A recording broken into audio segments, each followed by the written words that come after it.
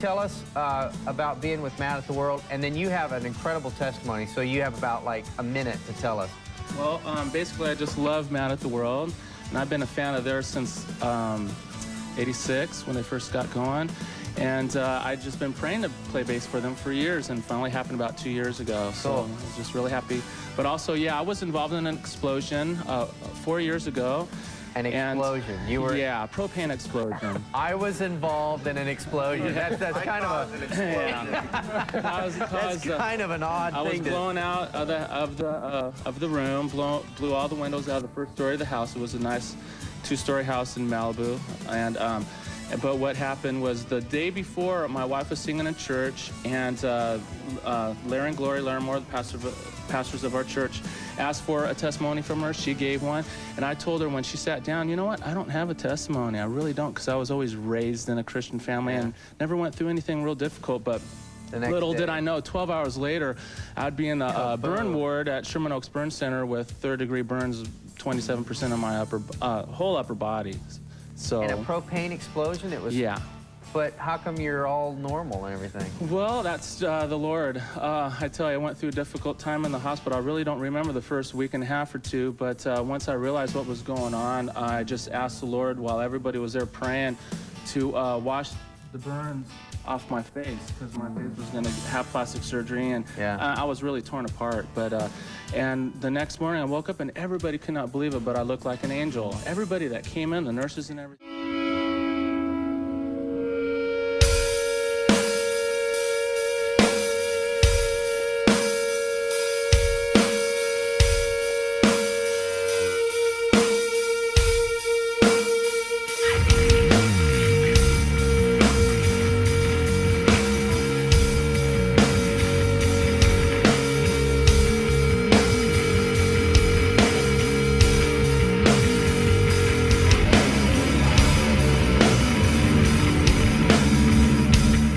Get ready, and I drive to Topanga Canyon.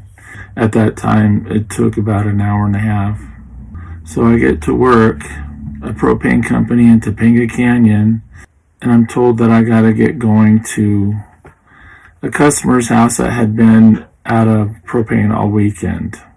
There was a mix-up on the on-call schedule.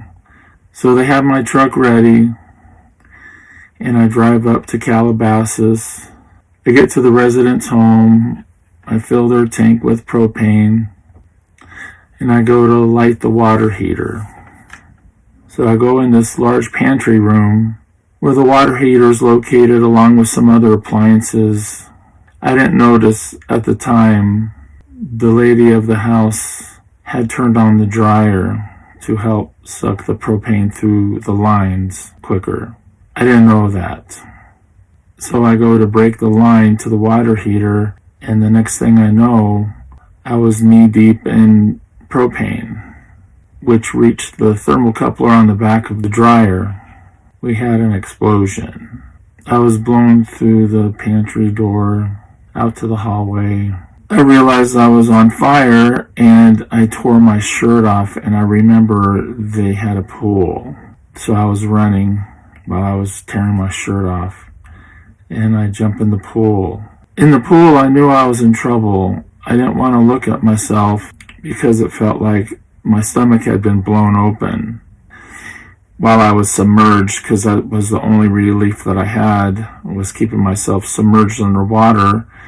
I looked at my arms and I saw that I had skin hanging down like Batman's cape. So what I did was start praying, and I started singing some worship songs.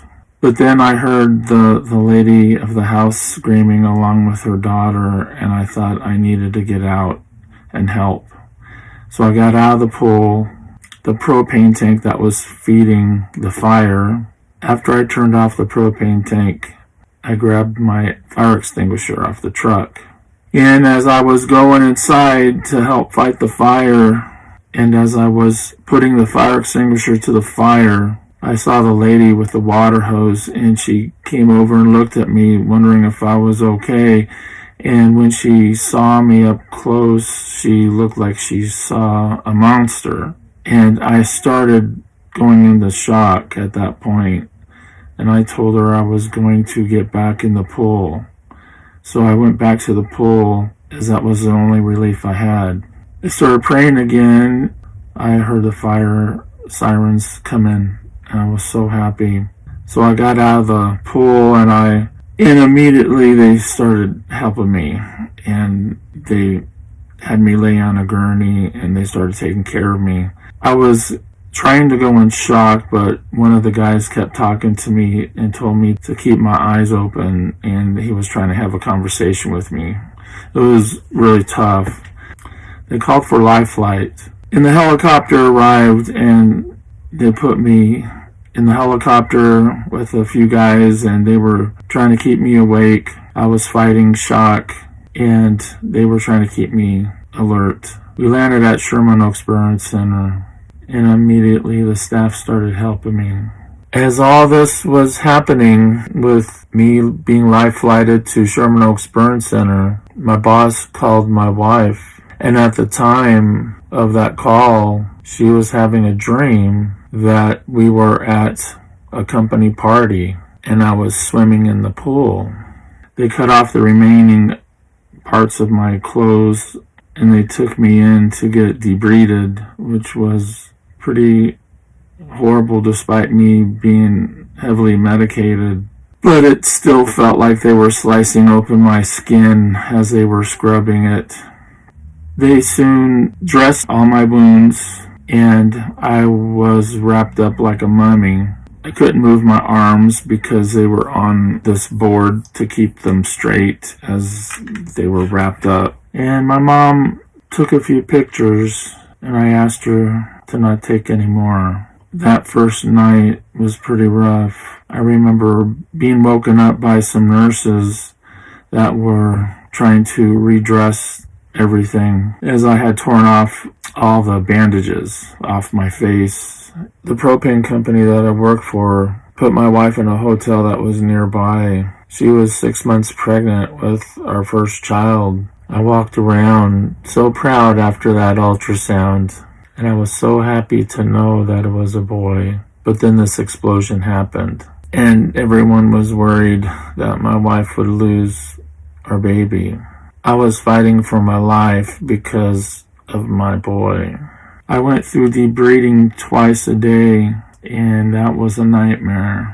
I didn't know what was really going on, and so they told my family that they wanted to amputate my fingers, and my family told them no. I didn't want to lose my hands or my fingers or anything else because I wanted to hold them. The doctor told me a hyperbaric chamber would help tremendously, and so I agreed. I was put in this plastic tube where I couldn't move, and I couldn't move as it was with all the bandages. As they were increasing the pressure, they told me it would take 45 minutes to get down to the level that they wanted me at. It would be like deep sea diving. And then they would want me to stay there for about an hour and a half and then 45 minutes back up, decreasing the pressure. While I was on my way down, I started having a real bad pain in my sinuses, and I told them to stop, that I couldn't go on because of the pain in my sinuses. So it took a while, but they got me back up and out of the hyperbaric chamber. The doctor told me if I didn't do the hyperbaric chamber, there's a good chance I would die from infection. And my dad took time off from work during my time in Sherman Oaks Burn Center, and he would read the Bible to me every day. So I had my first surgery, and they put cadaver skin all over me. And the next day, the doctor came in and told me that it looks remarkable. And I remember him saying, gosh, I should leave it on because it looks great. It seems like it's accepting it. But then he knew that the chance of my body rejecting cadaver skin is high. But they just wanted to prep my body for healing, for the new skin. Time for another surgery. And this time they removed skin off my thighs. Strips about 2 inches wide all the way around both of my thighs. And they applied it to my upper body, my arms, and face, and everywhere that had third-degree burns. They told me I had a third of my body third-degree burn, and the rest were deep second-degree burns. But I was so out of it. So I came out of surgery, and I was having a rough time because I was under for about 8.5 hours, like my first surgery. And it was rough coming out of both surgeries. But days went on, and they were taking care of me, changing the dressings twice a day, and it looked like the skin that they applied on the last surgery was taking, and so they were really happy about that. They cut off the bandages on my face, and I was able to finally see how I looked, and it was really tough to see. And my wife was next to me, and she was trying to be encouraging. She later told me that it scared her half to death the way that I looked. So days go by, and they're taking care of me there, doing a great job, but my face started to have this melted candle wax look to it. And one Sunday, I had a lot of people visiting me, and they were all praying for me, and I prayed that the Lord take these tears from my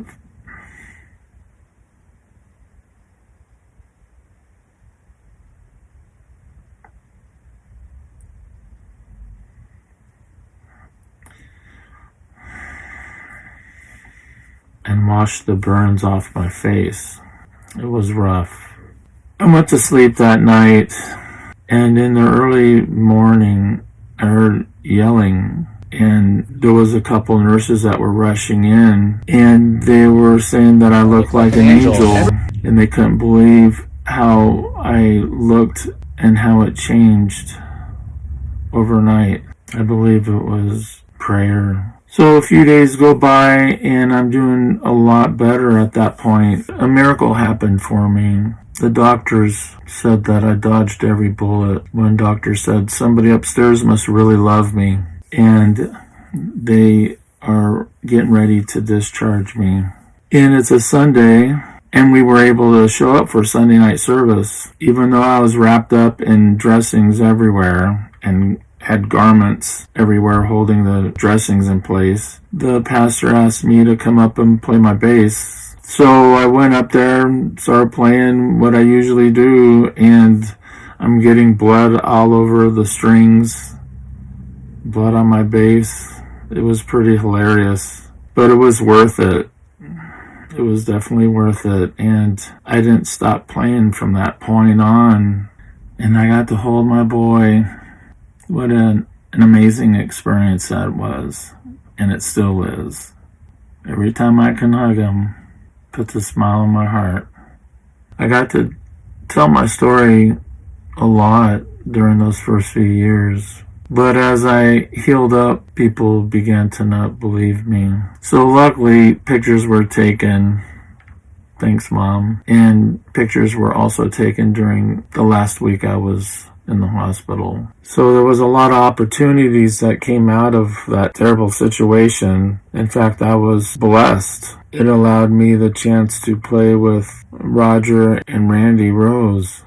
So I just want to thank each and every one of you that listened, even thank the others that didn't bother to listen, because it's alright. But this is just for whoever wants to hear it. And if it helps anybody, great. I love you guys, and I pray that you guys are blessed, and we'll catch you next week.